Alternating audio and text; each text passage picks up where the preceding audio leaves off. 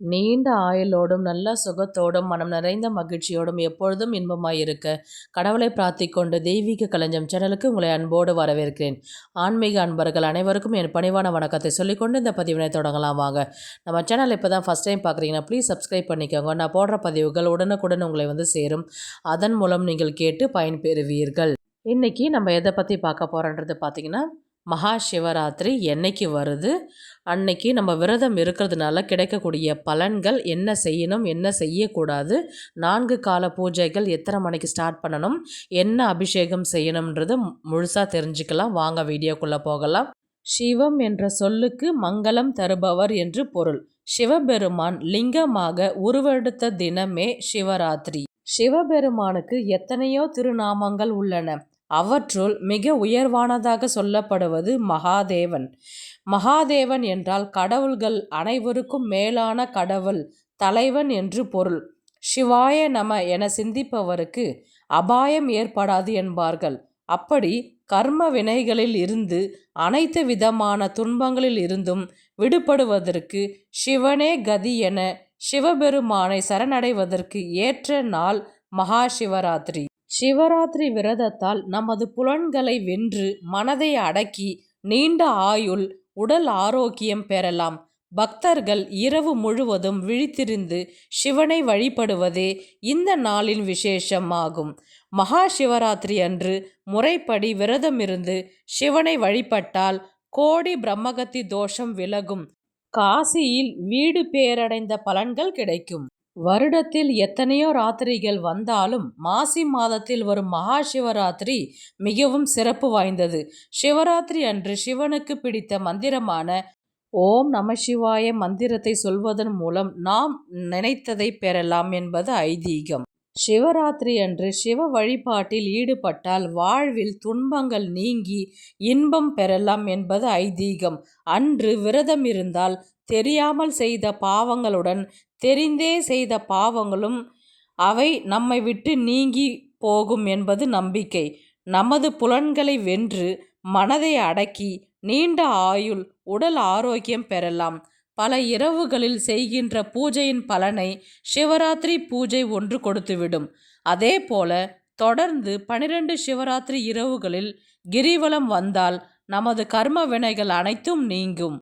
ஒவ்வொரு மாதமும் தேய்பிறை சதுர்தசி திதியில் வருவதை மாத சிவராத்திரி என்றும், மாசி மாதம் தேய்பிறை சதுர்தசியில் வருவதை மகா சிவராத்திரி என்றும் அழைப்பதுண்டு. ராத்திரி என்றால் பொதுவாக இரவு பொழுதை குறிக்கும். ஆனால் ராத்திரம் என்றால் சொல்லுக்கு அறிவு என்று பொருள். மகா சிவராத்திரி நாளில் சிவனை வழிபட்டு பார்வதி தேவி மற்றும் தேவர்களும் வேண்டிய வரங்களை பெற்றதாக புராணங்கள் சொல்லுகின்றன. அதேபோல் நாமும் சிவபெருமானை முழு சரணாகதியுடன் உண்மையான பக்தியுடன் வழிபட்டால் நம்முடைய வேண்டுதல்கள் அனைத்தும் சிவபெருமான் நிறைவேற்றி வைப்பார் என்பது ஐதீகம். கவலைகள் நீங்கி காரிய வெற்றியை தரக்கூடிய நாள் மகா சிவராத்திரி. மகா சிவராத்திரி என்னைக்கு வருதுன்றது பார்க்கலாம். பிப்ரவரி மாதம் 15ஆம் தேதி ஞாயிற்றுக்கிழமை அன்று வருகின்றது.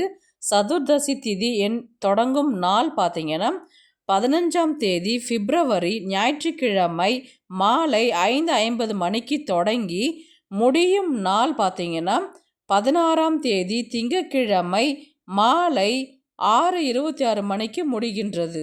4 கால பூஜை நேரங்கள் பார்க்கலாம். முதல் கால பூஜை மாலை 6:30 மணிக்கு தொடங்கி 9:30 மணி வரை உள்ளது. 2ஆம் கால பூஜை நேரம் இரவு 9:30 மணிக்கு தொடங்கி 12:30 மணி வரை உள்ளது. 3ஆம் கால பூஜை நேரம் நள்ளிரவு 12:30 மணிக்கு தொடங்கி அதிகாலை 3:30 மணி வரை உள்ளது. 4ஆம் கால பூஜையின் நேரம் பார்த்தீங்கன்னா அதிகாலை 3:30 மணிக்கு தொடங்கி காலை 6:30 மணி வரை உள்ளது. சிவராத்திரி பாரண நேரம், விரதம் முடிக்கும் நேரம் பார்த்தீங்கன்னா காலை 4 மணிலிருந்து 7:30 மணிக்குள்ளார நீங்கள் விரதத்தை முடிச்சிடணும். 7:30 மணிக்கு மேலே ராகு காலம் ஆரம்பிக்கிறதுனால நீங்கள் 7:30 மணிக்கு முடிக்கலாம். அப்படி இல்லைன்னா 7:30 9 இருந்துட்டு 9 மணிக்கு மேலே உங்களுடைய விரதத்தை நிறைவு செய்து கொள்ளலாம்.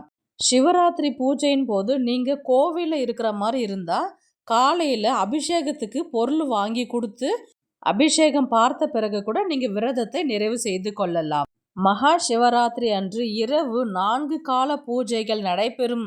இதில் முதல் காலத்தில் பிரம்மாவும், 2ஆம் காலத்தில் பார்வதி தேவியும், 3ஆம் காலத்தில் தேவர்களும், 4ஆம் காலத்தில் மனிதர்கள் உள்ளிட்ட பிற உயிரினங்களும் சிவனை வழிபட்டு பயனடையும் காலம் என சொல்லப்படுகின்றது.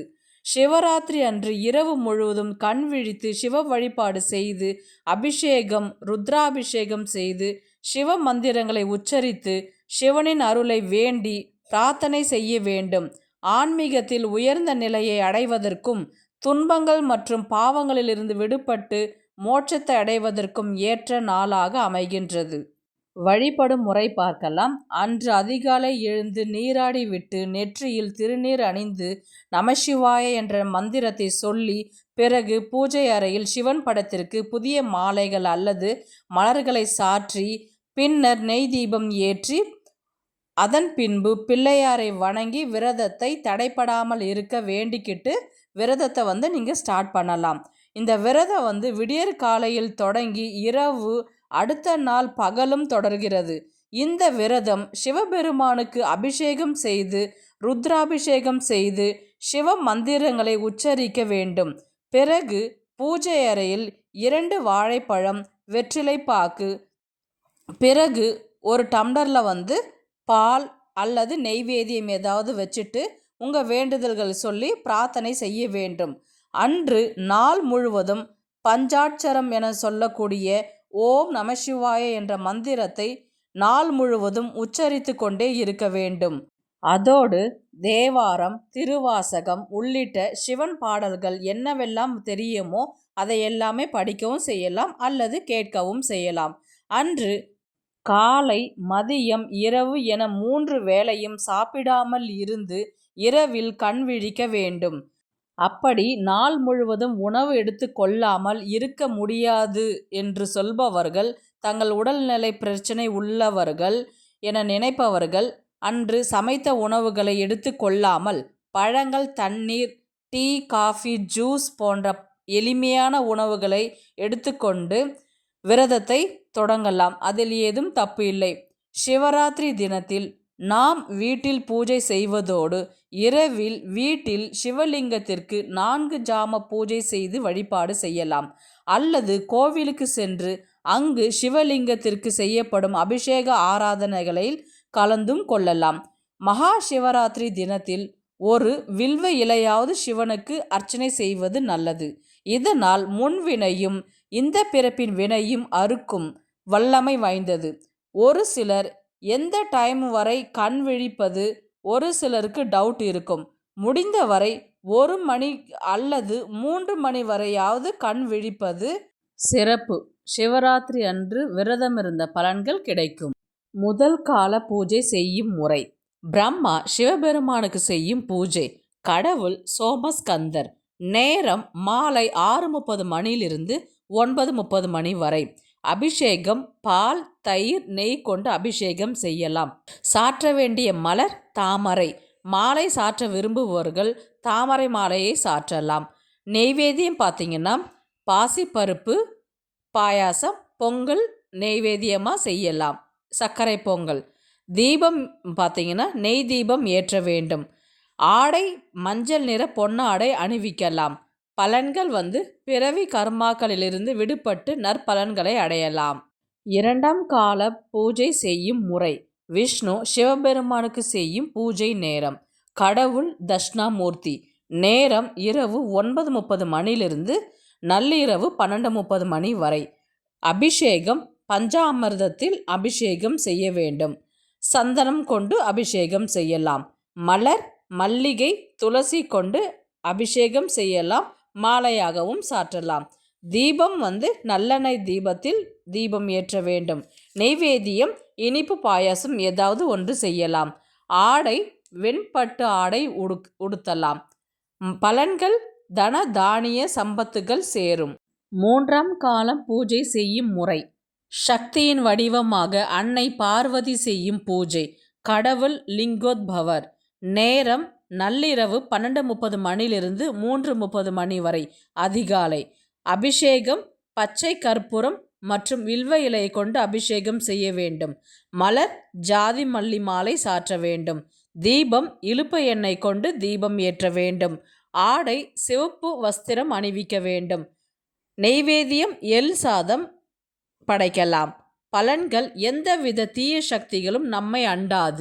3ஆம் கால பூஜையின் சிறப்பு பார்த்தீங்கன்னா, இந்த லிங்கோத்பவ கால நேரத்தில் சிவபெருமானின் அடிமுடியை காண வேண்டி பிரம்மா அன்னமாகவும் விஷ்ணு வாராக ரூபமாகவும் பாதாள லோகத்தை தேடிய சிறப்பு இந்த கால பூஜைக்கு உடையது.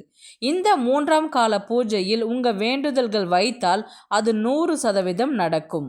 4ஆம் கால பூஜை 30 முக்கோடி தேவர்களும் முனிவர்களும் ரிஷிகள் பூதகணங்களும் மனிதர்களும் அனைத்து ஜீவராசிகளும் பூஜிப்பதாக கருதப்படுகின்றது. கடவுள் சந்திரசேகர். நேரம் அதிகாலை 3:30 மணியிலிருந்து 6:30 மணிக்குள்.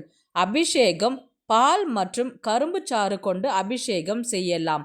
மலர் நத்தியவட்டை பூ கொண்டு அபிஷேகம் செய்யலாம், சாற்றவும் செய்யலாம்.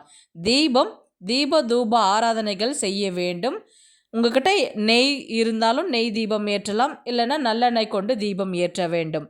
நெய்வேத்தியம் பார்த்தீங்கன்னா அன்னம் சாதம் மட்டும் நீங்கள் வடித்து நீங்கள் நெய்வேத்தியமாக படைக்கலாம். பலன்கள் அனைத்து செல்வ வளமும் வாழ்க்கையில் மகிழ்ச்சியும் உண்டாகும். சிவராத்திரியில் விரதம் இருந்தால் கிடைக்கக்கூடிய பலன்கள் பார்த்தீங்கன்னா, வாழ்வில் செல்வ வளம் பெருகும், குடும்பத்தில் ஒற்றுமை ஏற்படும், படிப்பில் ஆர்வம் அதிகரிக்கும், பெண்களுக்கு இழைந்த துரோகம் சாபம் நீங்கும், கணவனுக்கு துரோகம் செய்திருந்தால் தவறை உணர்ந்து திருந்தி சிவராத்திரி பூஜை செய்தால் துரோகம் மறைந்துவிடும் என்று சிவபுராணத்தில் சொல்லப்படுகின்றது. 4ஆம் காலத்தில் மிருதுஞ்சய மந்திரம் படிப்பதால் நோய் விலகும். தான தர்மங்கள் செய்தால் கோடி புண்ணியங்கள் கிடைக்கும். கணவன் மனைவி இருவரும் சிவலிங்க வழிபாடு செய்தால் இல்லறம் இன்பமயமாக திகழும்.